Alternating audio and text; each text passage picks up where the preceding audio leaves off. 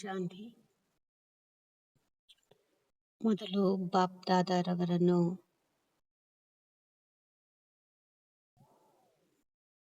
ನೆನಪು ಮಾಡೋಣ. ಅವ್ಯಕ್ತ ಮುರಳಿಯನ್ನು ಓದಲು ಆಹ್ವಾನಿಸೋಣ.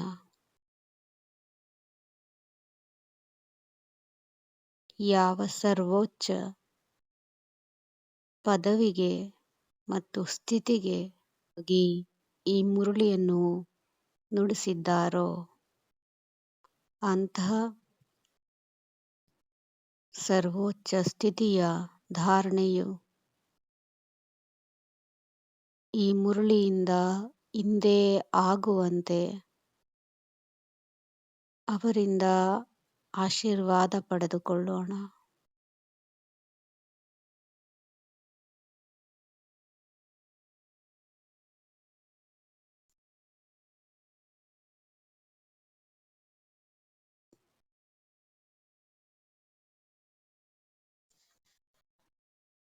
ಓಂ ಶಾಂತಿ. ಇಂದಿನ ಅವ್ಯಕ್ತ ಮುರಳಿಯ ಒರಿಜಿನಲ್ ಡೇಟ್ ಫೆಬ್ರವರಿ 13, 2003 ಆಗಿದೆ.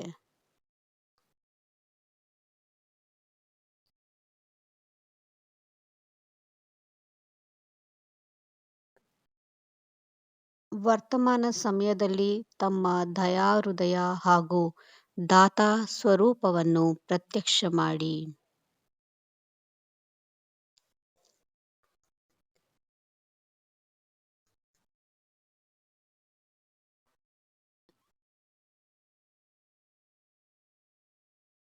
ಇಂದು ವರದಾತ ತಂದೆ ತನ್ನ ಜ್ಞಾನದಾತ, ಶಕ್ತಿದಾತ, ಗುಣದಾತ, ಪರಮಾತ್ಮನ ಸಂದೇಶ ವಾಹಕ ಮಕ್ಕಳನ್ನು ನೋಡುತ್ತಿದ್ದಾರೆ.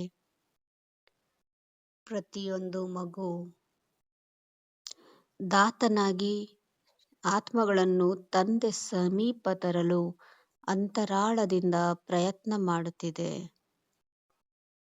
ವಿಶ್ವದಲ್ಲಿ ಅನೇಕ ಪ್ರಕಾರದ ಆತ್ಮಗಳು ಇದ್ದಾರೆ. ಯಾವ ಆತ್ಮಗಳಿಗೆ ಜ್ಞಾನಾಮೃತ ಬೇಕು, ಅನ್ಯ ಆತ್ಮಗಳಿಗೆ ಶಕ್ತಿ ಬೇಕು, ಗುಣ ಬೇಕು. ತಾವು ಆತ್ಮಗಳ ಬಳಿ ಸರ್ವ ಖಜಾನೆಗಳು ಅಖಂಡವಾಗಿವೆ. ಪ್ರತಿಯೊಂದು ಆತ್ಮನ ಕಾಮನೆಯನ್ನು ಪೂರ್ಣ ಮಾಡುವಂತವರು ಆಗಿದ್ದೀರಿ ಎಂದು ಬಾಬಾರವರು ಹೇಳ್ತಾ ಇದ್ದಾರೆ. ಇದಿಷ್ಟನ್ನು ನಾವು ಬೆಳಗಿನ ಯೋಗದಲ್ಲಿ ಅನುಭವ ಮಾಡಿದ್ದೇವೆ. ಯೋಗದಲ್ಲಿ ಹಾಗಾಗಿ ಇದರ ಪ್ರಾಕ್ಟಿಕಲಿಟಿ ನಮಗೆ ಅರ್ಥವಾಗಿದೆ ಎಂದು ಭಾವಿಸ್ತೇನೆ. ವಿಶ್ವದಲ್ಲಿ ಅನೇಕ ಪ್ರಕಾರದ ಯಾರೆಲ್ಲ ಇದ್ದಾರೆ ಅವರಿಗೆ ನಾವು ಬಾಬಾರಿಂದ ಶಕ್ತಿಯನ್ನು ತುಂಬಿಕೊಂಡು, ಗುಣಗಳನ್ನು ತುಂಬಿಕೊಂಡು ನಿರಂತರವಾಗಿ ದಾನವನ್ನು ಮಾಡಿದ್ದೇವೆ, ವಿಶ್ವದ ಸೇವೆಯನ್ನು ಮಾಡಿದ್ದೇವೆ. ಯಾವಾಗೆಲ್ಲ ನಮಗೆ ಸರ್ವ ಖಜಾನೆಗಳು ಖಾಲಿಯಾಗಿವೆ ಅನಿಸುತ್ತೆ, ಆಗ ಪರಮಧಾಮಕ್ಕೆ ಹೋಗಿ ನಿರಾಕಾರ ರೂಪದಲ್ಲಿ ಪರಮಾತ್ಮನಿಂದ ಶಕ್ತಿಯನ್ನು, ಗುಣಗಳನ್ನು ತುಂಬಿಸಿಕೊಂಡು ಬರೋಣ. ಮತ್ತೆ ಈ ವಿಶ್ವಕ್ಕೆ ಹರಡುತ್ತಾ ಇರೋಣ. ಮುಂದೆ ಬಾಬಾರವರು ಹೇಳ್ತಾರೆ, ದಿನ ಪ್ರತಿದಿನ ಸಮಾಪ್ತಿಯ ಸಮಯ ಸಮೀಪ ಬರುತ್ತಿರುವ ಕಾರಣ ಈಗ ಆತ್ಮಗಳು ಯಾವುದಾದರೂ ಹೊಸ ಆಶ್ರಯವನ್ನು ಹುಡುಕುತ್ತಿದ್ದಾರೆ. ಅಂದ ಮೇಲೆ ತಾವು ಆತ್ಮಗಳು ಹೊಸ ಆಶ್ರಯವನ್ನು ಕೊಡಲು ನಿಮಿತ್ತರಾಗಿದ್ದೀರಿ. ಬಾಪ್ದಾದ ಮಕ್ಕಳ ಉಮಂಗ ಉತ್ಸಾಹವನ್ನು ನೋಡಿ ಖುಷಿಯಾಗಿದ್ದಾರೆ. ಒಂದು ಕಡೆ ಅವಶ್ಯಕತೆ ಇದೆ, ಇನ್ನೊಂದು ಕಡೆ ಉಮಂಗ ಉತ್ಸಾಹವಿದೆ. ಅವಶ್ಯಕತೆಯ ಸಮಯದಲ್ಲಿ ಒಂದು ಹನಿಯದ್ದು ಸಹ ಬಹಳ ಮಹತ್ವಿಕೆ ಇದೆ. ಅಂದ ಮೇಲೆ ಈ ಸಮಯದಲ್ಲಿ ತಾವು ನೀಡಿರುವ ಸಹಯೋಗದ ಸಂದೇಶದ ಮಹತ್ವವಿದೆ. ಈಗಿನ ಪ್ರಪಂಚ ಕೂಡ ಇದೇ ರೀತಿಯ ಒಂದು ವಿಷಮ ಪರಿಸ್ಥಿತಿಯಲ್ಲಿದೆ ಮತ್ತು ನಾವೆಲ್ಲ ಪೂರ್ವಜಾತ್ಮರ ಸಹಯೋಗ, ಸಂದೇಶ, ಸಕಾಶ ಅವಶ್ಯಕತೆ ಈ ಭೂಮಿಗೆ ಈಗ ಬಂದಿದೆ. ನಾವೆಲ್ಲರೂ ಸಕಾಶವನ್ನ ಕೊಡ್ತಾ ಇರೋಣ. ಮುಂದೆ ಬಾಬಾರವರು ಹೇಳ್ತಾರೆ, ವರ್ತಮಾನ ಸಮಯದಲ್ಲಿ ತಾವು ಎಲ್ಲಾ ಮಕ್ಕಳ ದಯಾಹೃದಯ ಹಾಗೂ ದಾತಾ ಸ್ವರೂಪ ಪ್ರತ್ಯಕ್ಷವಾಗುವ ಸಮಯವಾಗಿದೆ. ಇದು 2003ರಲ್ಲಿ ಹೇಳಿದರೆ ವರ್ತಮಾನ ಸಮಯದಲ್ಲಿ ಅಂತ. ಈಗಲೂ ಕೂಡ ಅದೇ ಪರಿಸ್ಥಿತಿ ಇದೆ. ತಾವು ಬ್ರಾಹ್ಮಣ ಆತ್ಮಗಳ ಅನಾದಿ ಸ್ವರೂಪದಲ್ಲಿಯೂ ದಾತಾತನದ ಸಂಸ್ಕಾರ ತುಂಬಿದೆ. ಆದ್ದರಿಂದ ಕಲ್ಪವೃಕ್ಷದ ಚಿತ್ರದಲ್ಲಿ ತಮ್ಮನ್ನು ವೃಕ್ಷದ ಬೇರಿನಲ್ಲಿ ತೋರಿಸಲಾಗಿದೆ. ಏಕೆಂದರೆ ಬೇರಿನ ಮೂಲಕವೇ ಪೂರ್ಣ ವೃಕ್ಷಕ್ಕೆ ಎಲ್ಲ ತಲುಪುತ್ತದೆ. ಮಾನವ ಕಲ್ಪವೃಕ್ಷದ ಬೀಜ ಪರಮಾತ್ಮ ಆಗಿದ್ದಾರೆ ಮತ್ತು ನಾವೆಲ್ಲರೂ ಬೇರಾಗಿದ್ದೇವೆ. ಪರಮಾತ್ಮನ ಶಕ್ತಿಗಳನ್ನು ಪಡೆದುಕೊಂಡು ನಾವು ಬೇರುಗಳು ಇಡೀ ಕಲ್ಪವೃಕ್ಷಕ್ಕೆ ಗುಣಗಳನ್ನ ಶಕ್ತಿಗಳನ್ನ ತುಂಬುವ ಯೋಗವನ್ನು ಕೂಡ ನಾವು ಮಾಡಬಹುದು.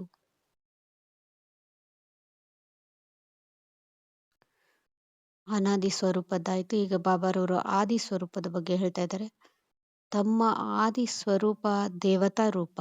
ಅದರ ಅರ್ಥವೇ ದೇವತಾ ಅಂದರೆ ಕೊಡುವಂತಹವರು. ಒಂದೇ ಮಧ್ಯ ಸ್ವರೂಪದ ಬಗ್ಗೆ ಬಾಬಾರವರು ಹೇಳ್ತಾ ಇದ್ದಾರೆ. ತಮ್ಮ ಮಧ್ಯದ ಸ್ವರೂಪ ಪೂಜ್ಯದ ಚಿತ್ರವಾಗಿದೆ. ಅಂದ ಮೇಲೆ ಮಧ್ಯದ ಸಮಯದಲ್ಲಿಯೂ ಸಹ ಪೂಜ್ಯ ರೂಪದಲ್ಲಿ ತಾವು ವರದಾನವನ್ನು ನೀಡುವಂತಹವರು, ಆಶೀರ್ವಾದವನ್ನು ನೀಡುವಂತಹ ದಾತಾರೂಪರಾಗಿದ್ದೀರಿ. ಅಂದ ಮೇಲೆ ತಾವು ಆತ್ಮಗಳ ವಿಶೇಷ ಸ್ವರೂಪವೇ ದಾತಾತನವಾಗಿದೆ.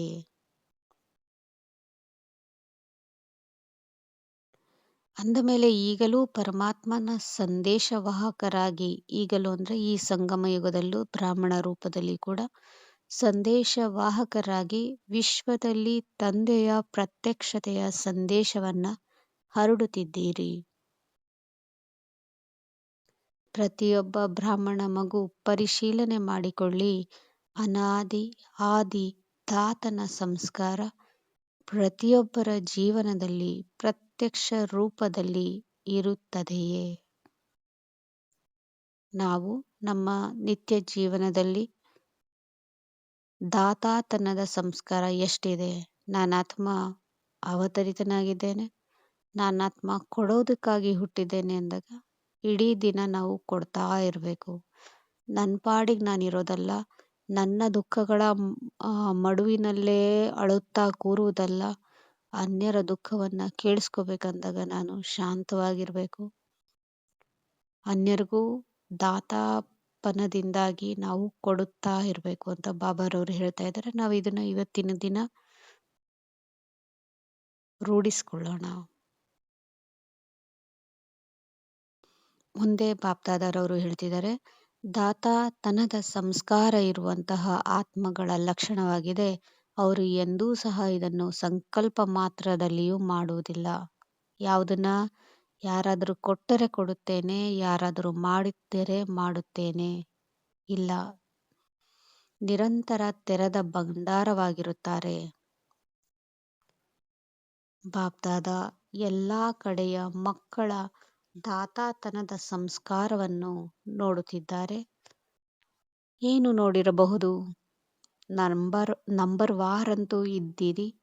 ಎಂದೂ ಸಹ ಈ ಸಂಕಲ್ಪ ಮಾಡಬೇಡಿ, ಈ ರೀತಿಯಾದರೆ ನಾನು ಇದನ್ನು ಮಾಡುತ್ತೇನೆ, ಅಂದರೆ ನನಗೆ ಈ ರೀತಿಯ ಒಂದು ಸಿಕ್ಕರೆ ಮಾತ್ರ ನಾನು ಅವರಿಗೆ ಸಹಾಯ ಮಾಡ್ತೇನೆ ಅಂತ ಸಂಕಲ್ಪವನ್ನ ಮಾಡಬಾರ್ದು. ದಾತಾತನದ ಸಂಸ್ಕಾರದವರಿಗೆ ಎಲ್ಲ ಕಡೆಯಿಂದ ಸಹಯೋಗವು ಸ್ವತಃ ಪ್ರಾಪ್ತಿಯಾಗುತ್ತದೆ. ನಾನು ನನಗೆ ಯಾರಾದರೂ ಕೊಟ್ಟರೆ ನಾನು ಕೊಡ್ತೇನೆ ಅಲ್ಲ, ನಾನು ಕೊಟ್ಟ ಮೇಲೆ ನನಗೆ ಬೇಕಾಗಿರುವಂತಹ ಸಹಯೋಗ ಎಲ್ಲ ಕಡೆಯಿಂದನೂ ಸಿಗುತ್ತದೆ ಅಂತ ಬಾಬಾರವರು ಹೇಳ್ತಾ ಇದ್ದಾರೆ. ಕೇವಲ ಆತ್ಮಗಳ ಮೂಲಕವಲ್ಲ, ಆದರೆ ಪ್ರಕೃತಿಯು ಸಹ ಸಮಯಕ್ಕನುಸಾರವಾಗಿ ಸಹಯೋಗಿಯಾಗುತ್ತದೆ. ಇದು ಸೂಕ್ಷ್ಮ ಲೆಕ್ಕಾಚಾರವಿದೆ. ಯಾರು ಸದಾ ದಾತಾರಾಗುತ್ತಾರೋ ಆ ಪುಣ್ಯದ ಫಲವಾಗಿ ಸಮಯದಲ್ಲಿ ಸಹಯೋಗ, ಸಮಯದಲ್ಲಿ ಸಫಲತೆ ಆ ಆತ್ಮಕ್ಕೆ ಸಹಜವಾಗಿ ಪ್ರಾಪ್ತಿಯಾಗುತ್ತದೆ. ಆದ್ದರಿಂದ ಸದಾ ದಾತಾತನದ ಸಂಸ್ಕಾರವನ್ನು ಪ್ರತ್ಯಕ್ಷ ಸ್ವರೂಪದಲ್ಲಿ ಇಟ್ಟುಕೊಳ್ಳಿ.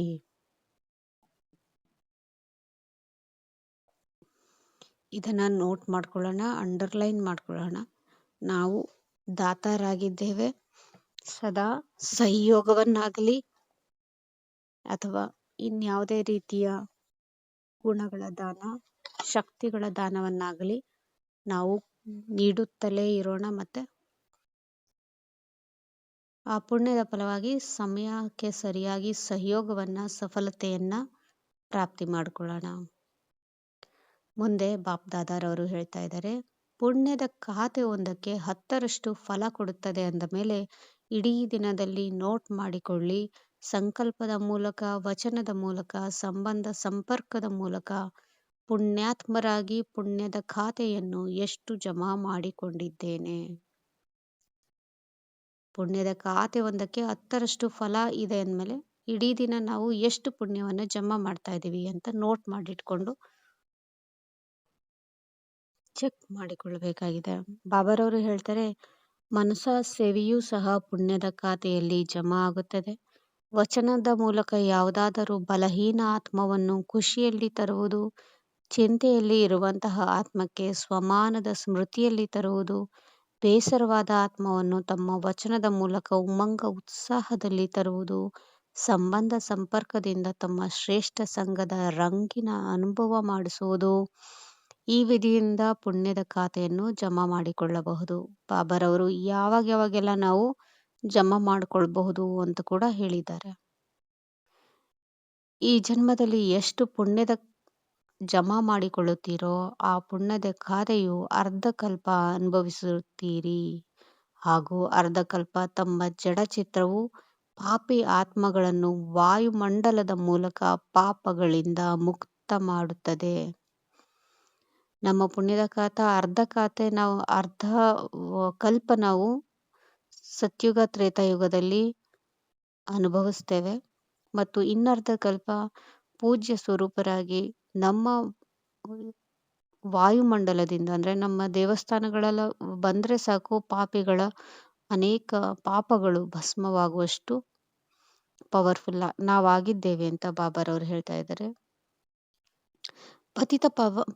ಪತಿತ ಪಾವನಿ ಆಗುತ್ತೀನಿ ಅಂದ ಮೇಲೆ ಬಾಪ್ದಾದ ಪ್ರತಿಯೊಬ್ಬ ಮಗುವಿನ ಜಮಾ ಆಗಿರುವ ಪುಣ್ಯದ ಖಾತೆಯನ್ನು ನೋಡ್ತಾ ಇದ್ದಾರೆ. ಬಾಪ್ದಾದ ವರ್ತಮಾನ ಸಮಯದ ಮಕ್ಕಳ ಸೇವೆಯ ಉಮಂಗ ಉತ್ಸಾಹವನ್ನು ನೋಡಿ ಖುಷಿಯಾಗುತ್ತಿದ್ದಾರೆ. ಮೆಜಾರಿಟಿ ಮಕ್ಕಳಲ್ಲಿ ಸೇವೆಯ ಉಮಂಗ ಚೆನ್ನಾಗಿದೆ. ಎಲ್ಲರೂ ತಮ್ಮ ತಮ್ಮ ಕಡೆಯಿಂದ ಸೇವೆಯ ಯೋಜನೆಗಳನ್ನು ಕಾರ್ಯರೂಪದಲ್ಲಿ ತರುತ್ತಿದ್ದಾರೆ. ಇದಕ್ಕಾಗಿ ಬಾಪ್ದಾದ ಮನಪೂರ್ವಕವಾಗಿ ಶುಭಾಶಯಗಳನ್ನು ನೀಡುತ್ತಿದ್ದಾರೆ. ಚೆನ್ನಾಗಿ ಮಾಡುತ್ತಿದ್ದೀರಿ ಹಾಗೂ ಚೆನ್ನಾಗಿ ಮಾಡುತ್ತಿರುತ್ತೀರಿ ಎಂದು. ಎಲ್ಲದಕ್ಕಿಂತ ಒಳ್ಳೆಯ ಮಾತು ಇದಾಗಿದೆ, ಎಲ್ಲರ ಸಂಕಲ್ಪ ಹಾಗೂ ಸಮಯ ವ್ಯಸ್ತವಾಗಿ ಬಿಟ್ಟಿದೆ. ಅಂದ್ರೆ ಬಾಬಾರವರು ಹೇಳ್ತಿದ್ದಾರೆ, ನಾವೆಲ್ಲರೂ ಸೇವೆಯಲ್ಲಿ ಬಹಳ ಚೆನ್ನಾಗಿ ಮುಂದುವರಿತಾ ಇದ್ದೀವಿ ಮತ್ತು ನಮ್ಮ ಸಮಯ ಸಂಕಲ್ಪವನ್ನು ಅಂದ್ರೆ ಮನಸ ಸೇವೆಯಿಂದ ಕೂಡ ಮತ್ತೆ ನಮ್ಮ ಕರ್ಮಣ ಸೇವೆಯಿಂದ ಕೂಡ, ವಾಣಿಯ ಸೇವೆಯಿಂದ ಕೂಡ ನಾವು ಎಲ್ಲರೂ ಬ್ಯುಸಿ ಆಗಿಬಿಟ್ಟಿದ್ದೇವೆ. ಇದು ಬಾಬಾರವರಿಗೆ ಬಹಳ ಇಷ್ಟವಾಗಿರುವ ಮಾತಾಗಿದೆ ಅಂತೆ. ಯಾಕಂದ್ರೆ ನಾವೆಲ್ಲೂ ವ್ಯರ್ಥವನ್ನ ಮಾಡ್ತಾ ಇಲ್ಲ ಅಂತ ಬಾಬಾರವರು ಖುಷಿಯನ್ನ ವ್ಯಕ್ತಪಡಿಸ್ತಾ ಇದ್ದಾರೆ. ಪ್ರತಿಯೊಬ್ಬರಿಗೂ ಈ ಗುರಿ ಇದೆ. 4 ಕಡೆಯ ಸೇವೆಯಿಂದ ಈಗ ದೂರುಗಳನ್ನು ಖಂಡಿತ ಪೂರ್ಣ ಮಾಡಬೇಕು. ಬ್ರಾಹ್ಮಣರ ದೃಢ ಸಂಕಲ್ಪದಲ್ಲಿ ಬಹಳ ಶಕ್ತಿ ಇದೆ. ಒಂದು ವೇಳೆ ಬ್ರಾಹ್ಮಣರು ದೃಢ ಸಂಕಲ್ಪ ಮಾಡಿದರೆ ಏನು ತಾನೇ ಮಾಡಲು ಸಾಧ್ಯವಿಲ್ಲ, ಎಲ್ಲವೂ ಆಗುತ್ತದೆ. ಕೇವಲ ಯೋಗದ ಜ್ವಾಲಾ ರೂಪವನ್ನು ಮಾಡಿಕೊಳ್ಳಿ. ಯೋಗವು ಜ್ವಾಲಾ ರೂಪವಾದರೆ ಜ್ವಾಲೆಯ ಹಿಂದೆ ಆತ್ಮಗಳು ಸ್ವತಃ ಬರುತ್ತಾರೆ. ಏಕೆಂದರೆ ಜ್ವಾಲೆ ಅಂದ್ರೆ ಲೈಟ್ ಸಿಗುವುದರಿಂದ ಅವರಿಗೆ ಮಾರ್ಗವು ಕಾಣಿಸುತ್ತದೆ. ಈಗ ಯೋಗ ಮಾಡುತ್ತಿದ್ದೀರಿ, ಆದರೆ ಯೋಗವು ಜ್ವಾಲಾರೂಪವಾಗಬೇಕು. ಈ ಮುರಳಿಯನ್ನು ಗಮನದಲ್ಲಿಟ್ಕೊಂಡೇ ಇವತ್ತಿನ ಬೆಳಗಿನ ಅಮೃತ ವೇಳೆ ಯೋಗವನ್ನ ಮಾಡಿಸಿದ್ದು. ಎಷ್ಟು ಎಷ್ಟು ನಾವು ನಿರ್ಸಂಕಲ್ಪ ಸ್ಥಿತಿಗೆ ಹೋಗ್ತೀವಿ, ಒಂದು ಸಂಕಲ್ಪ ಇಟ್ಕೋಬೇಕು, ಅದ್ರ ಮುಂದೆ ನಿರ್ಸಂಕಲ್ಪವಾಗ್ತೀವಿ, ಅದು ಜ್ವಾಲಾರೂಪ ಸ್ಥಿತಿ ಅನ್ಸ್ಕೊಳತ್ತೆ. ಪರಮಧಾಮದಲ್ಲಿ ಹೋಗಿ ನಾವು ಒಬ್ಬ ತಂದೆಯ ಬಿಟ್ಟು ಬೇರೇನು ಇಲ್ಲ ಅನ್ನೋ ಒಂದು ಸಂಕಲ್ಪದಲ್ಲೇ ಬಾಬರನ್ನು ನೋಡ್ತಾ ಸ್ಥಿತರಾದ್ರೆ ಅದು ಜ್ವಾಲಾರೂಪವಾಗತ್ತೆ. ನಾನು ಶಾಂತ ಸ್ವರೂಪಾತ್ಮ ಆಗಿದ್ದೇನೆ, ಬಾಬಾರವರ ಶಾಂತಿಯನ್ನೇ ಅನುಭವ ಮಾಡ್ತೇನೆ ಅನ್ನೋ ಒಂದು ಸಂಕಲ್ಪವನ್ನು ಇಟ್ಕೊಂಡು ಮುಂದೆ ನಾವು ಎಷ್ಟೊತ್ತು ಮೌನವಾಗಿರ್ತೇವೋ ಅಷ್ಟೊತ್ತು ಅದೇ ಸಂಕಲ್ಪದ ಅನುಸಾರ ಬಾಬರಿಂದ ನಮಗೆ ಕಿರಣಗಳು ಬರ್ತಾ ಇರತ್ತೆ. ಇದು ಕೂಡ ಜ್ವಾಲಾರೂಪ ಆಗತ್ತೆ.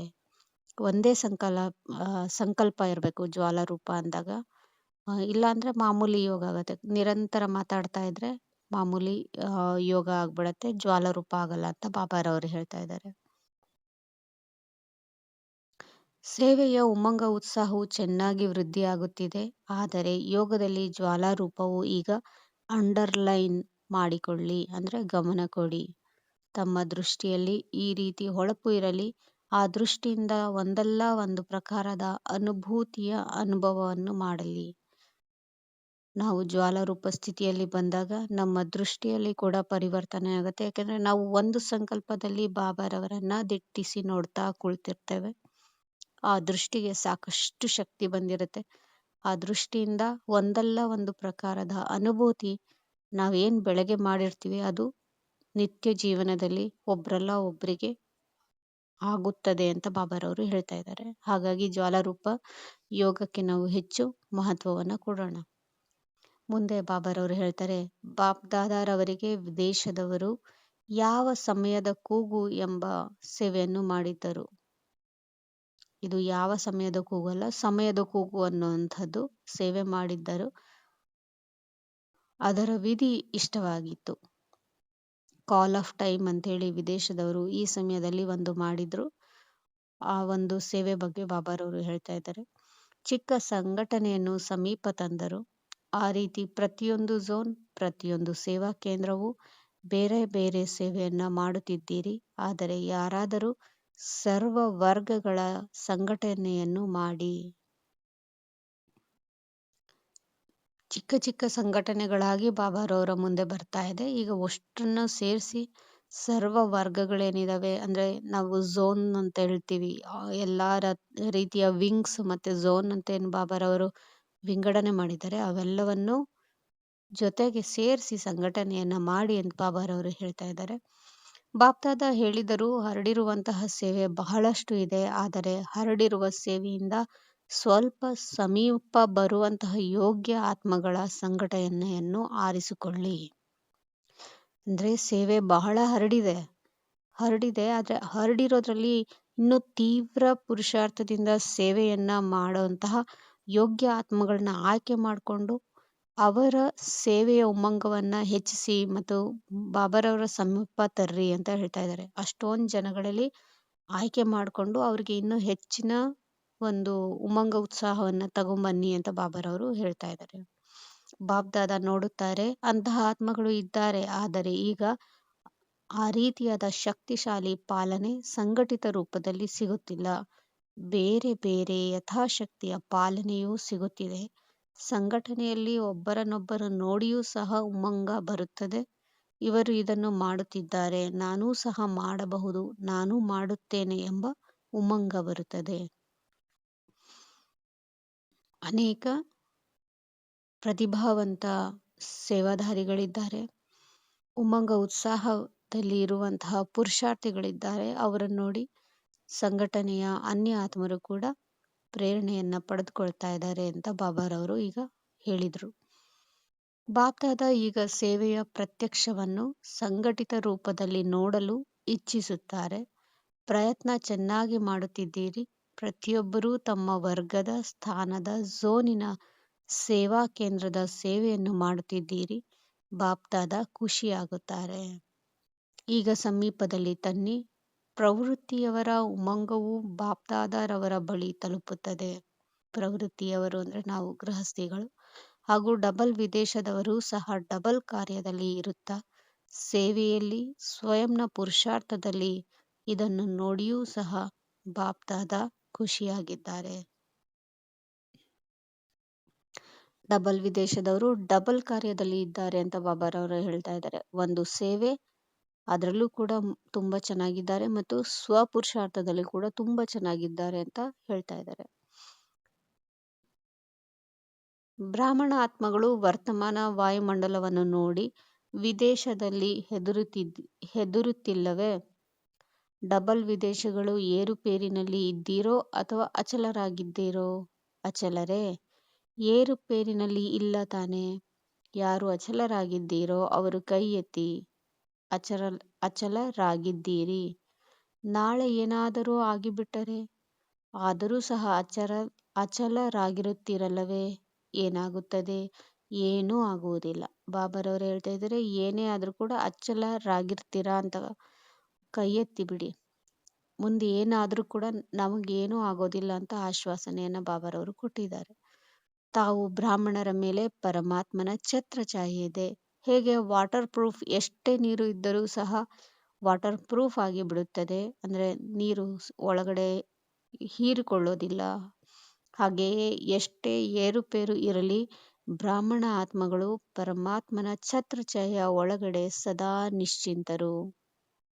ಬಾಬಾರವರ ಛತ್ರಛಾಯೆಯನ್ನ ಅನುಭವ ಮಾಡಿ ನಿಶ್ಚಿಂತ ಚಕ್ರವರ್ತಿಯಾಗಿ ಕುಳಿತುಕೊಂಡು ಮುಂದಿನ ಭಾಗದ ಮುರಳಿಯನ್ನ ಕೇಳೋಣ.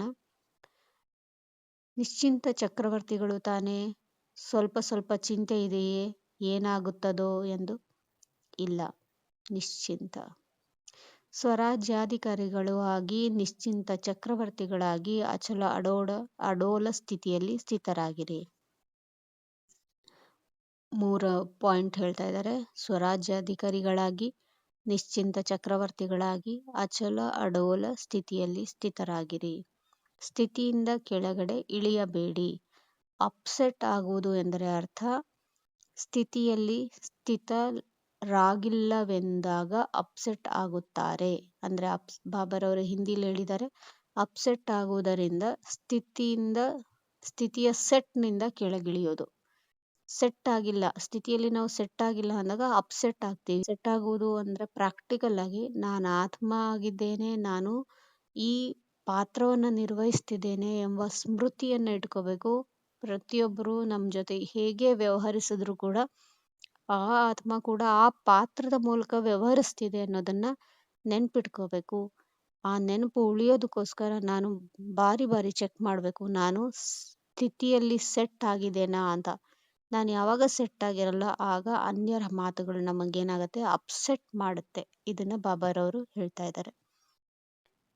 ಯಾರು ಸ್ಥಿತಿಯಲ್ಲಿ ಸ್ಥಿತರಾಗಿರುತ್ತಾರೋ ಅವರು ಸ್ವಪ್ನದಲ್ಲಿಯೂ ಸಹ ಅಪ್ಸೆಟ್ ಆಗಲು ಸಾಧ್ಯವಿಲ್ಲ. ಇನ್ನು ಮಾತೆಯರಿಗೆ ಬಾಬಾರವರು ಹೇಳ್ತಾರೆ, ಮಾತೆಯರು ಏನು ತಿಳಿದುಕೊಂಡಿದ್ದೀರಿ? ಸ್ಥಿತಿಯಲ್ಲಿ ಸ್ಥಿತರಾಗುವುದು, ಕುಳಿತುಕೊಳ್ಳುವುದು ಬರುತ್ತದೆಯೇ? ಏರುಪೇರು ಆಗುವುದಿಲ್ಲ ತಾನೇ? ಬಾಪ್ದಾದ ಕಂಬೈಂಡ್ ಆಗಿದ್ದಾರೆ. ಯಾವಾಗ ಸರ್ವಶಕ್ತಿವಂತ ತಮ್ಮ ಕಂಬೈಂಡ್ ಆಗಿದ್ದಾರೆ ಅಂದ ಮೇಲೆ ತಮಗೆ ಏನು ಭಯವಿದೆ? ಒಂಟಿ ಎಂದು ತಿಳಿದರೆ ಏರುಪೇರಿನಲ್ಲಿ ಬರುತ್ತೀರಿ. ಕಂಬೈಂಡ್ ಆಗಿದ್ದಾಗ ಎಷ್ಟೇ ಏರುಪೇರು ಇರಲಿ ಆದರೆ ತಾವು ಅಚಲರಾಗಿರುತ್ತೀರಿ. ಮಾತೆಯರೇ ಸರಿಯಲ್ಲವೇ? ಸರಿ ತಾನೇ? ಕಂಬೈಂಡ್ ಆಗಿದ್ದೀರಲ್ಲವೇ? ಒಂಟಿಯಂತೂ ಅಲ್ಲ ತಾನೇ? ತಂದೆಯ ಜವಾಬ್ದಾರಿ ಇದೆ. ಒಂದು ವೇಳೆ ತಾವು ಸ್ಥಿತಿಯಲ್ಲಿ ಸ್ಥಿತರಾಗಿದ್ದರೆ ತಂದೆಯ ಜವಾಬ್ದಾರಿ, ಅಪ್ಸೆಟ್ ಆದರೆ ನಿಮ್ಮ ಜವಾಬ್ದಾರಿ. ನಾವು ಸ್ಥಿತಿಯಲ್ಲಿ ಸ್ಥಿತರಾಗಿದ್ದರೆ ಬಾಬಾರವರು ನಮ್ಮ ಜವಾಬ್ದಾರಿಯನ್ನ ತಗೋತಾರಂತೆ.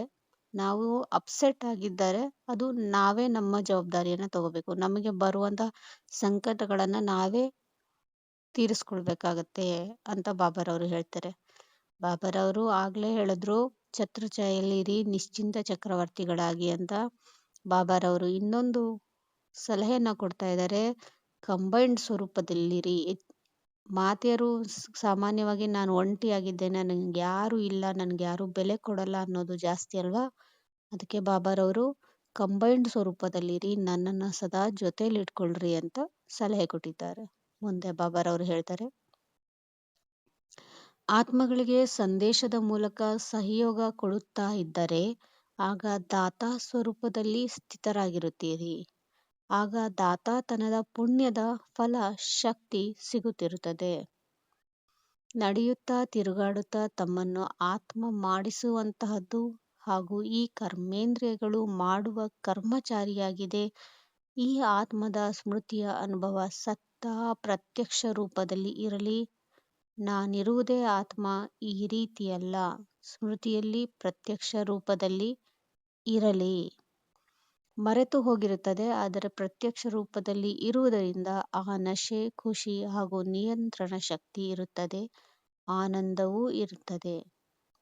ಸಾಕ್ಷಿಯಾಗಿ ಕರ್ಮ ಮಾಡಿಸುತ್ತೀರಿ.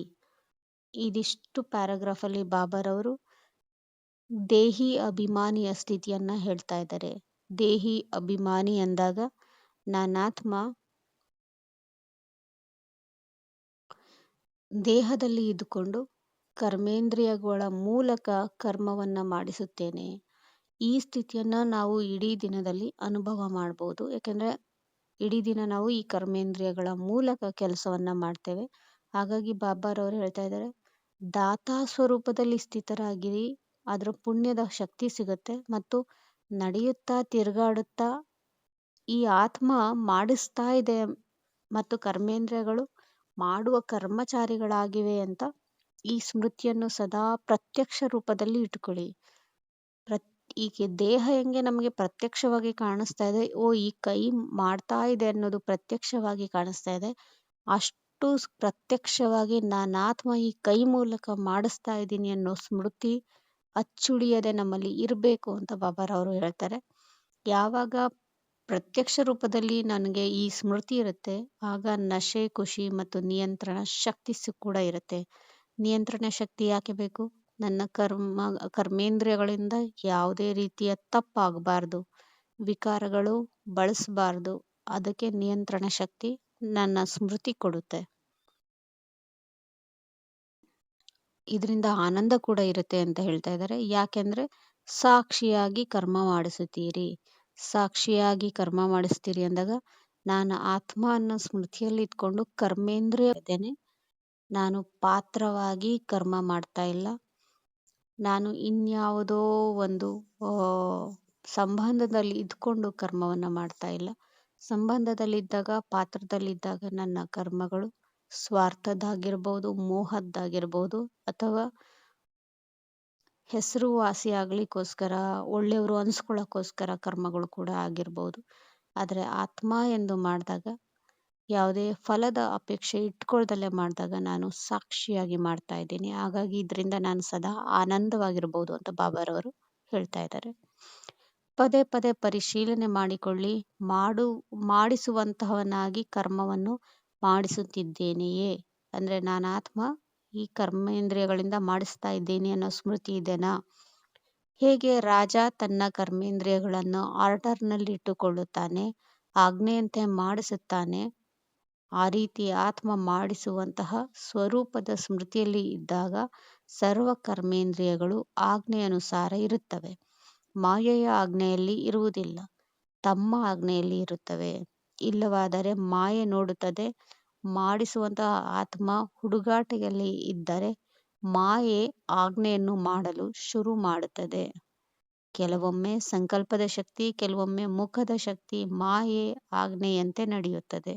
ನಮ್ಮ ಸಂಕಲ್ಪಗಳು ಕೂಡ ನಮ್ಮ ಕಂಟ್ರೋಲಲ್ಲಿ ಇಲ್ಲ, ಸುಮ್ಮನೆ ಓಡ್ತಾ ಇರುತ್ತೆ ಅಂದಾಗ, ಕೆಲವೊಂದ್ಸರಿ ಏನ್ ಮಾತಾಡ್ತೀವಿ ಅದ್ರ ಮೇಲೆ ಗಮನನೇ ಇಲ್ಲ, ಏನೇನೋ ಮಾತಾಡ್ಬಿಡ್ತೀವಿ ಅಂದಾಗ ಇಲ್ಲಿ ಮಾಯೆ ಅದರ ಶಕ್ತಿಯನ್ನ ಬೀರ್ತಾ ಇದೆ, ಅದರ ಆಜ್ಞೆಯಂತೆ ನಡೆಸ್ತಾ ಇದೆ ಅನ್ನೋದನ್ನ ನಾವು ಗಮನಿಸ್ಕೋಬೇಕು. ಆದ್ದರಿಂದ ಸದಾ ಪ್ರತಿಯೊಂದು ಕರ್ಮೇಂದ್ರಿಯಗಳನ್ನು ತಮ್ಮ ಆಜ್ಞೆಯಲ್ಲಿ ನಡೆಸಿ.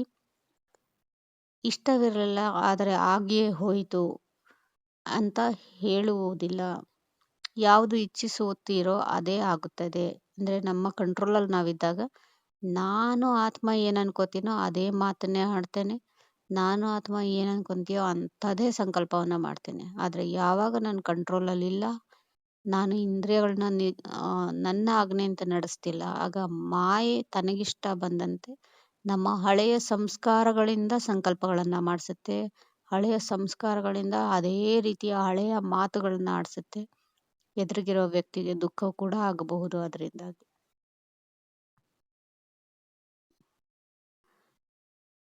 ಈಗಿನಿಂದ ರಾಜ್ಯಾಧಿಕಾರಿಗಳಾಗುವ ಸಂಸ್ಕಾರ ತುಂಬಿಕೊಂಡರೆ ಆಗಲೇ ಅಲ್ಲಿಯೂ ರಾಜ್ಯವನ್ನು ಮಾಡುತ್ತೀರಿ. ಸ್ವರಾಜ್ಯ ಅಧಿಕಾರಿಯ ಸೀಟಿನಿಂದ ಎಂದು ಕೆಳಗೆ ಬರಬೇಡಿ. ಒಂದು ವೇಳೆ ಕರ್ಮೇಂದ್ರಿಯಗಳು ಅಧೀನದಲ್ಲಿದ್ದಾಗ ಪ್ರತಿ ಶಕ್ತಿಯು ತಮ್ಮ ಆಜ್ಞೆಯ ಮೇರೆಗೆ ಇರುತ್ತದೆ. ಯಾವ ಶಕ್ತಿಯು ಯಾವ ಸಮಯದಲ್ಲಿ ಅವಶ್ಯವಿದೆಯೋ ಆಗ ಪ್ರತ್ಯಕ್ಷವಾಗುತ್ತದೆ. ಈ ರೀತಿ ಕೆಲಸ ಪೂರ್ಣವಾದ ನಂತರ ತಾವು ಸಹನಾ ಶಕ್ತಿಗೆ ಬಾ ಎಂದು ಆಜ್ಞೆ ಮಾಡಿ. ಕೆಲಸ ಪೂರ್ಣವಾದ ನಂತರ ಅದು ಬರುತ್ತದೆ. ಪ್ರತಿ ಶಕ್ತಿಯು ತಮ್ಮ ಆಜ್ಞೆಯ ಮೇಲೆ ಪ್ರತ್ಯಕ್ಷವಾಗುತ್ತದೆ, ಏಕೆಂದರೆ ಪ್ರತಿಯೊಂದು ಶಕ್ತಿಯು ಪರಮಾತ್ಮನ ಕೊಡುಗೆಯಾಗಿದೆ. ಅಂದಾಗ ಪರಮಾತ್ಮನ ಕೊಡುಗೆ ತಮ್ಮ ವಸ್ತುವಾಯಿತು. ಅಂದಾಗ ತಮ್ಮ ವಸ್ತುವನ್ನು ಹೇಗಾದರೂ ಉಪಯೋಗಿಸಿ, ಯಾವಾಗ ಬೇಕಾದರೂ ಉಪಯೋಗಿಸಿ. ಹಾಗೆ ಈ ಸರ್ವಶಕ್ತಿಗಳು ನಿಮ್ಮ ಆಜ್ಞೆಯಲ್ಲಿರಬೇಕು. ಬಾಬಾರವರು ಇಂದ್ರಿಯಗಳನ್ನ ಕಂಟ್ರೋಲಲ್ಲಿ ಇಟ್ಕೊಂಡು ಆಜ್ಞೆಯಿಂದ ನಡೆಸೋದ್ರ ಬಗ್ಗೆ ಹೇಳಿದ್ರು, ಸ್ವರಾಜ್ಯ ಅಧಿಕಾರಿಗಳಾಗೋದ್ರ ಬಗ್ಗೆ ಹೇಳಿದ್ರು. ಈಗ ಶಕ್ತಿಗಳನ್ನ ಕಂಟ್ರೋಲಲ್ಲಿ ಇಟ್ಕೊಳ್ಳೋದ್ರ ಬಗ್ಗೆ ಬಾಬಾರವರು ಹೇಳ್ತಾ ಇದ್ದಾರೆ.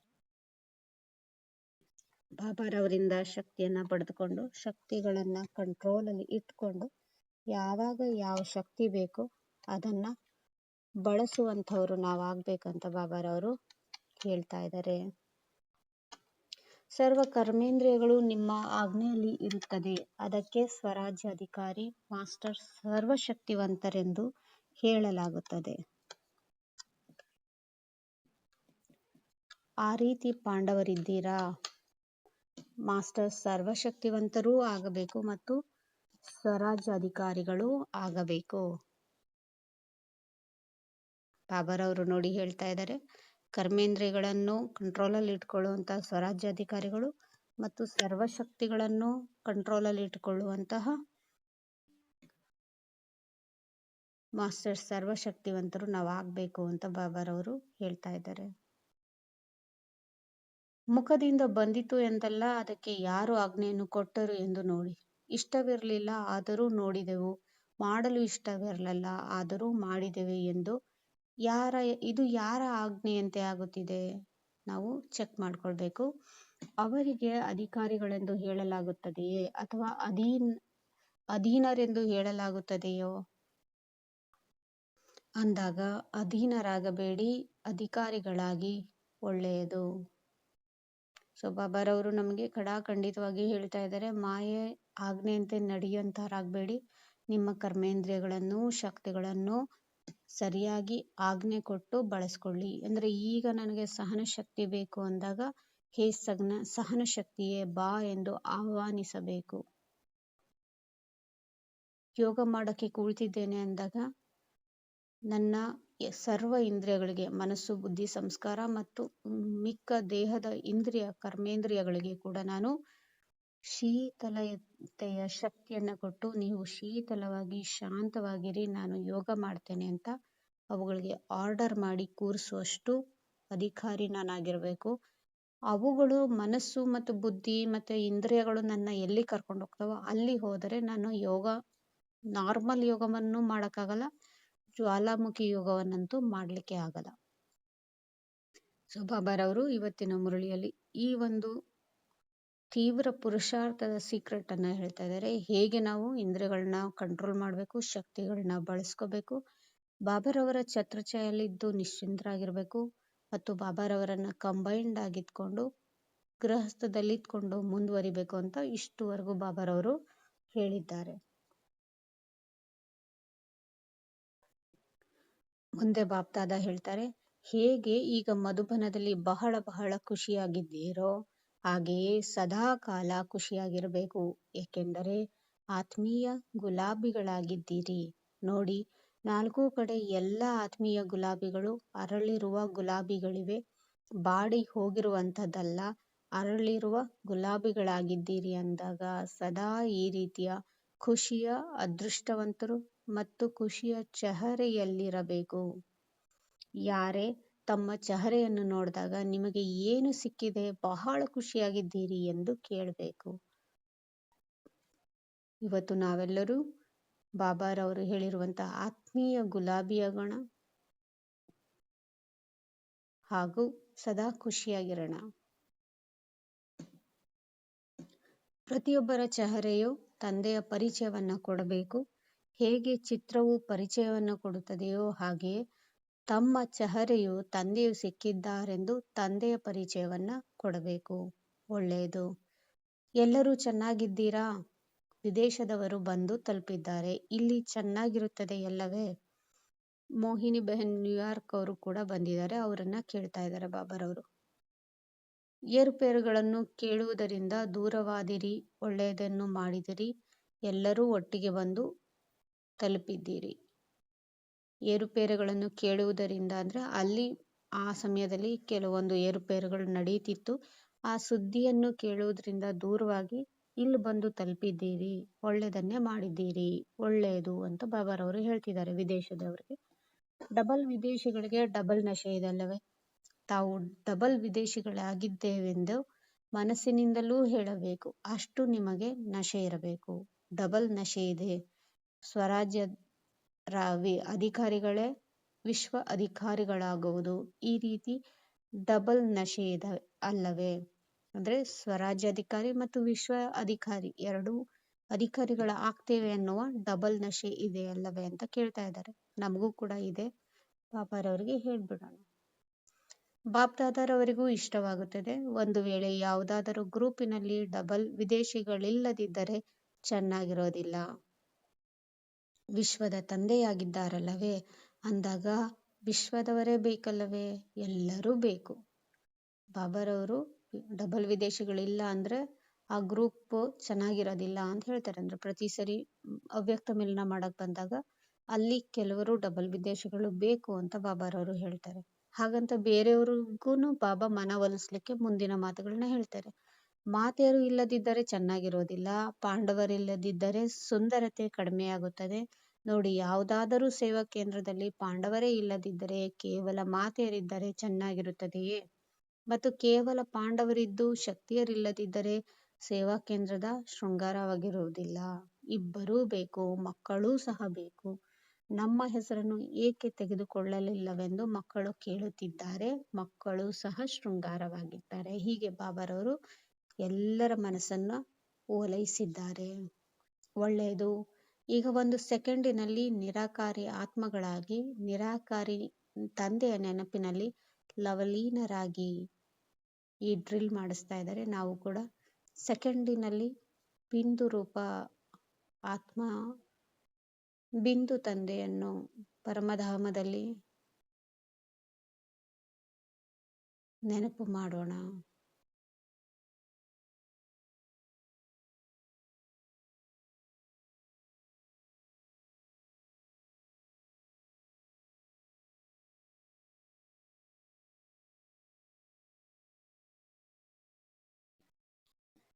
ಮುಂದೆ ಬಾಬಾರವರು ಹೇಳ್ತಾರೆ, ನಾಲ್ಕು ಕಡೆಯ ಸರ್ವ ಸ್ವರಾಜ್ಯಾಧಿಕಾರಿ ಸದಾ ಸಾಕ್ಷಿತನದ ಸೀಟಿನಲ್ಲಿ ಸೆಟ್ ಆಗಿರುವಂತಹ ಅಚಲ ಅಡೋಲ ಆತ್ಮಗಳಿಗೆ ಸದಾ ದಾತಾತನ ಜ್ಞಾನ ಶಕ್ತಿ ಗುಣ ಕೊಡುವಂತಹ ವಿಶಾಲ ಹೃದಯ ಆತ್ಮಗಳಿಗೆ ಸದಾ ತಮ್ಮ ಚೆಹರೆಯಿಂದ ತಂದೆ ಚಿತ್ರವನ್ನು ತೋರಿಸುವಂತಹ ಶ್ರೇಷ್ಠಾತ್ಮಗಳಿಗೆ ಸದಾ ಖುಷಿಯಾಗಿರುವಂತಹ ಸದಾ ಖುಷಿಯ ಚೆಹರೆಯುಳ್ಳಂತಹ ಆತ್ಮೀಯ ಗುಲಾಬಿ ಮಕ್ಕಳಿಗೆ ಬಾಪ್ದಾದಾರವರ ನೆನಪು, ಪ್ರೀತಿ ಮತ್ತು ನಮಸ್ತೆ. ನಾವು ಆತ್ಮಿಕ ಮಕ್ಕಳ ಆತ್ಮಿಕ ತಂದೆಗೆ ನೆನಪು, ಪ್ರೀತಿ ಮತ್ತು ನಮಸ್ತೆ. ಗುಡ್ ಮಾರ್ನಿಂಗ್ ಬಾಬಾ.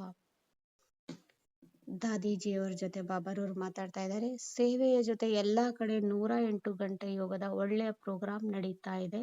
ಈ ಜ್ವಾಲೆಯಿಂದಲೇ ವಿನಾಶದ ಜ್ವಾಲೆಯ ತೀವ್ರವಾಗಿ ಬರುತ್ತದೆ. ಈಗ ಕಾರ್ಯಕ್ರಮವನ್ನು ಮಾಡುತ್ತಾರೆ, ನಂತರ ಯೋಚಿಸುತ್ತಿರುತ್ತಾರೆ. ಯೋಗದಿಂದ ವಿಕರ್ಮ ವಿನಾಶವಾಗುತ್ತದೆ, ಪಾಪಕರ್ಮದ ಹೊರೆಯು ಭಸ್ಮವಾಗುತ್ತದೆ.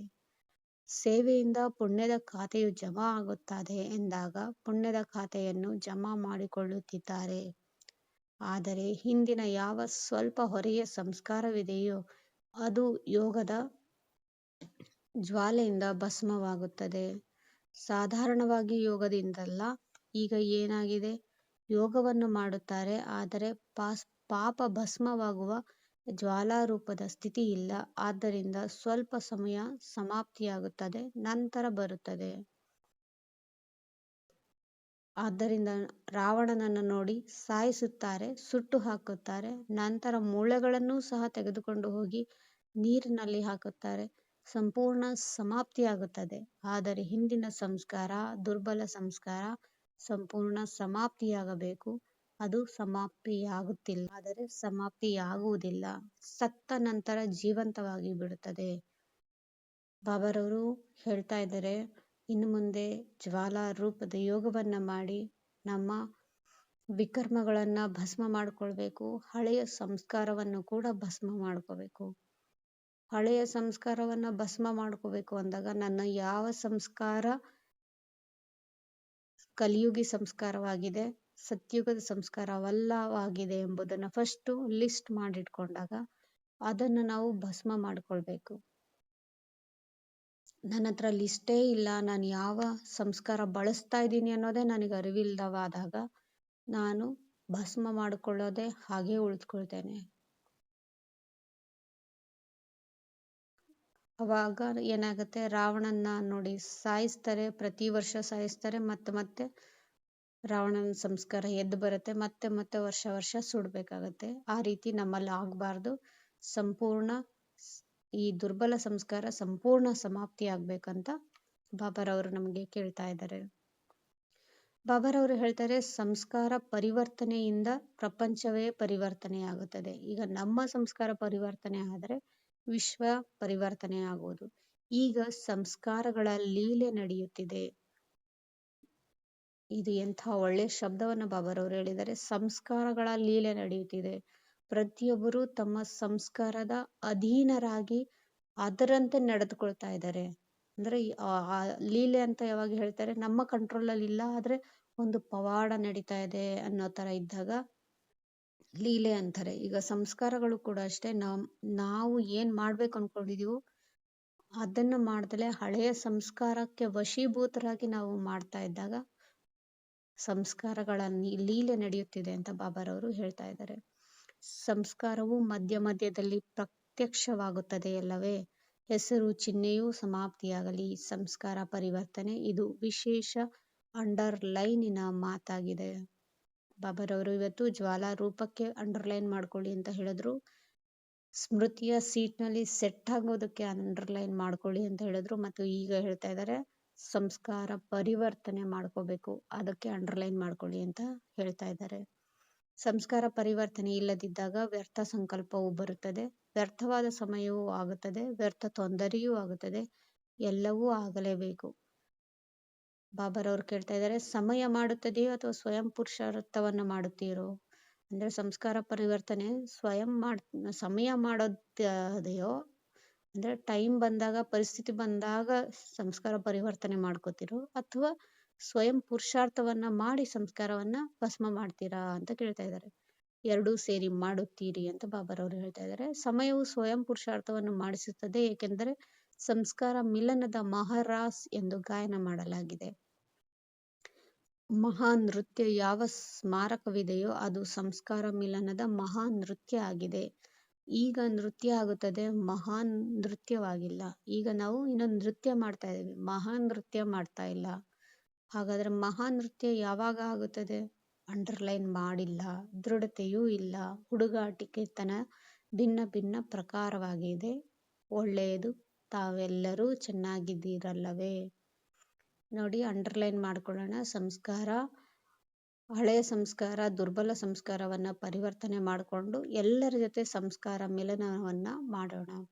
ನಿನ್ನೆ ಬೆಳಗಿನ ಕ್ಲಾಸ್ನಲ್ಲಿ ಕೂಡ ಹೇಳಿದ್ದು, ಪ್ರತಿಯೊಬ್ಬ ಆತ್ಮನ ಪಾತ್ರ ವಿಭಿನ್ನವಾಗಿದೆ. ನಾನು ನನ್ನ ಪಾತ್ರಕ್ಕೂ ಅಂಟಿಕೊಳ್ಬಾರ್ದು, ನಾನು ಅನ್ಯರ ಪಾತ್ರಕ್ಕೂ ಅಂಟಿಕೊಳ್ಬಾರ್ದು. ನಾನು ಅನ್ಯರ ಪಾತ್ರಗಳನ್ನ ಪ್ರಶ್ನಿಸುತ್ತೇನೆ ಅಥವಾ ಅವರ ಬಗ್ಗೆ ಕಂಪ್ಲೇಂಟ್ ಮಾಡ್ತೇನೆ ಅಂದಾಗ ಅವರ ಜೊತೆ ಹೇಗೆ ಮಿಲನ ಮಾಡ್ಲಿಕ್ಕೆ ಸಾಧ್ಯ? ಹೇಗೆ ಸಂಸ್ಕಾರ ಮಿಲನ ಆಗೋದು ಸಾಧ್ಯ? ನನ್ನ ಸಂಸ್ಕಾರಗಳೇ ನಾನು ತಿದ್ಕೊಳಕ್ಕಾಗ್ತಾ ಇಲ್ಲ. ಅಂಥದ್ರಲ್ಲಿ ಬೇರೆಯವರಿಗೆ ನಿಮ್ಮ ಸಂಸ್ಕಾರಗಳ ಬದಲಾಯಿಸ್ಕೊಳ್ಳಿ ಅಂತ ಸಲಹೆ ಕೊಡುವಷ್ಟು ಅಧಿಕಾರ ನನಗಿದೆಯೇ? ಅಥವಾ ಬೇರೆಯ ಸಂಸ್ಕಾರಗಳ ಬಗ್ಗೆ ಕಂಪ್ಲೇಂಟ್ ಅನ್ನು ಮಾಡುವುದನ್ನು ಬಿಟ್ಟು ಅವರನ್ನು ಅವರ ಸಂಸ್ಕಾರದೊಂದಿಗೆ ಸ್ವೀಕರಿಸಿ ಸಂಸ್ಕಾರ ಮಿಲನದ ಮಹಾ ನೃತ್ಯವನ್ನು ನಾವು ಮಾಡಬಹುದು. ಇದಕ್ಕೂ ಕೂಡ ನಾವು ಅಂಡರ್ಲೈನ್ ಮಾಡ್ಕೋಬೇಕಂತ ಬಾಬಾರವರು ಹೇಳ್ತಿದ್ದಾರೆ. ಇಂದಿನ ವರದಾನವಾಗಿದೆ, ಕರ್ಮಯೋಗಿಯಾಗಿ ಪ್ರತಿ ಸಂಕಲ್ಪ, ಮಾತು ಮತ್ತು ಕರ್ಮ ಶ್ರೇಷ್ಠ ಮಾಡಿಕೊಳ್ಳುವಂತಹ ನಿರಂತರ ಯೋಗಿ ಭವ. ನಾವು ಕರ್ಮಯೋಗಿಯಾಗಿ ಸಂಕಲ್ಪ, ಮಾತು ಮತ್ತು ಕರ್ಮಗಳನ್ನು ಶ್ರೇಷ್ಠ ಮಾಡಿಕೊಳ್ಳುವಂತಹ ನಿರಂತರ ಯೋಗಿಗಳಾಗಬೇಕು. ಬಾಬಾರವರು ಹೇಳ್ತಾರೆ, ಕರ್ಮಯೋಗಿ ಆತ್ಮನ ಪ್ರತಿ ಕರ್ಮ ಯೋಗಯುಕ್ತ ಯುಕ್ತಿಯುಕ್ತವಾಗಿರುವುದು. ಒಂದು ವೇಳೆ ಯಾವುದೇ ಕರ್ಮ ಯುಕ್ತಿಯುಕ್ತವಾಗಿರದಿದ್ದರೆ ತಿಳಿಯಿರಿ ಯೋಗಯುಕ್ತರಲ್ಲ. ಅಂದ್ರೆ ಯುಕ್ತಿಯುಕ್ತರಿಲ್ಲದಿದ್ದರೆ ನಾವು ಯೋಗವನ್ನ ಬಳಸ್ತಾ ಇಲ್ಲ, ಸುಮ್ಮನೆ ಕರ್ಮ ಮಾಡ್ತಾ ಇದೀವಿ. ಎದುರಿಗಿರೋರ್ಗೆ ದುಃಖ ಆಗ್ತಾ ಇರ್ಬೋದು, ನೋವಾಗ್ತಾ ಇರ್ಬೋದು.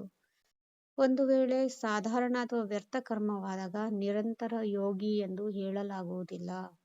ಕರ್ಮಯೋಗಿ ಅರ್ಥಾತ್ ಪ್ರತಿ ಸೆಕೆಂಡ್, ಪ್ರತಿ ಸಂಕಲ್ಪ, ಪ್ರತಿ ಮಾತು ಸದಾ ಶ್ರೇಷ್ಠವಾಗಿರಬೇಕು. ಶ್ರೇಷ್ಠ ಕರ್ಮದ ಗುರುತು ಆಗಿದೆ ಸ್ವಯಂ ಕೂಡ ಸಂತುಷ್ಟ ಮತ್ತು ಬೇರೆಯವರೂ ಸಂತುಷ್ಟ. ಇಂತಹ ಆತ್ಮರೇ ನಿರಂತರ ಯೋಗಿ ಆಗುತ್ತಾರೆ. ಶ್ರೇಷ್ಠ ಕರ್ಮದ ಗುರುತೇನಾಗಿದೆ? ಸ್ವಯಂ ಕೂಡ ಸಂತುಷ್ಟ ಆಗಿರ್ಬೇಕು ಮತ್ತು ನನ್ನ ಮಾತಿನಿಂದ, ಸಂಕಲ್ಪದಿಂದ, ಕರ್ಮದಿಂದ ಅನ್ಯರೂ ಸಂತುಷ್ಟರಾಗಬೇಕು. ಇದಕ್ಕೋಸ್ಕರನೇ ನಾವು ಯುಕ್ತಿಯನ್ನ ಬಳಸಬೇಕು. ಯಾಕಂದ್ರೆ ಸಂತುಷ್ಟರನ್ನಾಗಿ ಮಾಡ್ಬೇಕಂದಾಗ ಸತ್ಯವನ್ನ ನೇರವಾಗಿ ಮುಖಕ್ಕೆ ಹೊಡೆದ ರೀತಿಯಲ್ಲಿ ಹೇಳಬಾರ್ದು. ಯುಕ್ತಿಯಿಂದ ನಾವು ವ್ಯವಹರಿಸಬೇಕು. ಅಂಥವರೇ ನಿರಂತರ ಯೋಗಿ ಆಗ್ತಾರೆ ಅಂತ ಬಾಬಾರವರು ವರದಾನದಲ್ಲಿ ಹೇಳಿದ್ದಾರೆ. ಸ್ಲೋಗನ್: ಸ್ವಯಂ ಪ್ರಿಯ, ಲೋಕಪ್ರಿಯ ಮತ್ತು ಪ್ರಭುಪ್ರಿಯ ಆತ್ಮರೇ ವರದಾನಿ ಮೂರ್ತಿಗಳಾಗಿರುತ್ತಾರೆ. ಸ್ವಯಂ ಪ್ರಿಯ, ಲೋಕಪ್ರಿಯ, ಪ್ರಭುಪ್ರಿಯ ಆತ್ಮರೇ ವರದಾನಿ ಮೂರ್ತಿಗಳಾಗಿದ್ದಾರೆ. ಸ್ವಯಂ ಪ್ರಿಯ ಅಂದಾಗ ನನ್ನ ಪಾತ್ರ ನನಗೆ ಇಷ್ಟ ಆಗ್ಬೇಕು.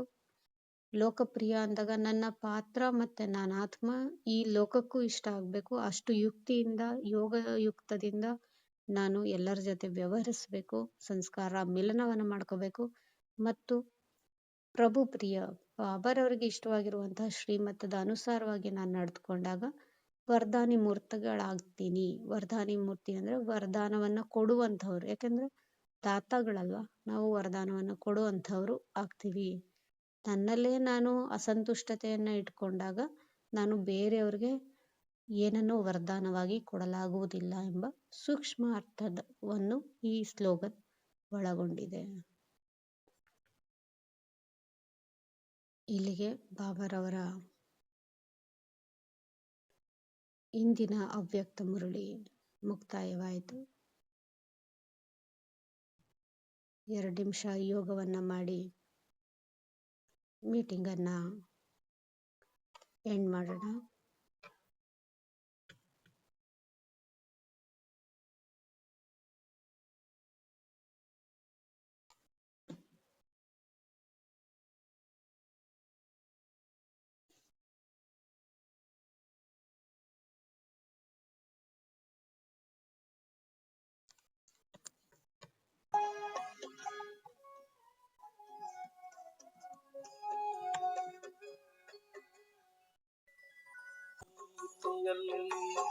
ಲೀನನಾದೆನೋ ನಿನ್ನ ಪರಮ ಶಾಂತಿಯಲ್ಲಿ ತೇಲಿ ಹೋದೆನೋ ಶಿವ ನಿನ್ನ ಪ್ರೀತಿಯಲ್ಲಿ ಲೀನನಾದೆನೋ ನಿನ್ನ ಪರಮ ಶಾಂತಿಯಲ್ಲಿ ತೇಲಿ ಹೋದೆನೋ ಶಿವ ನಿನ್ನ ಪ್ರೀತಿಯಲ್ಲಿ.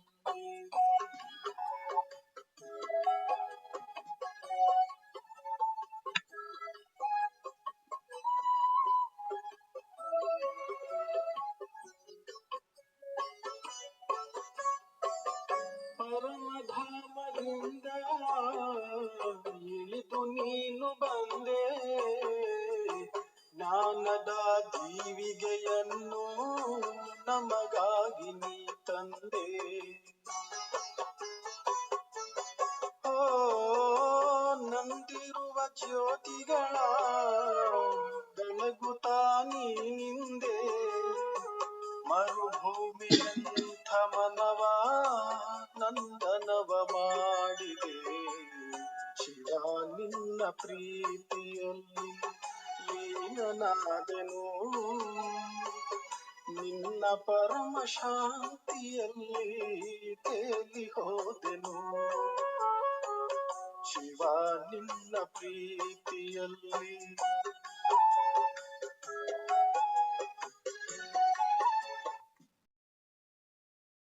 ಓಂ ಶಾಂತಿ.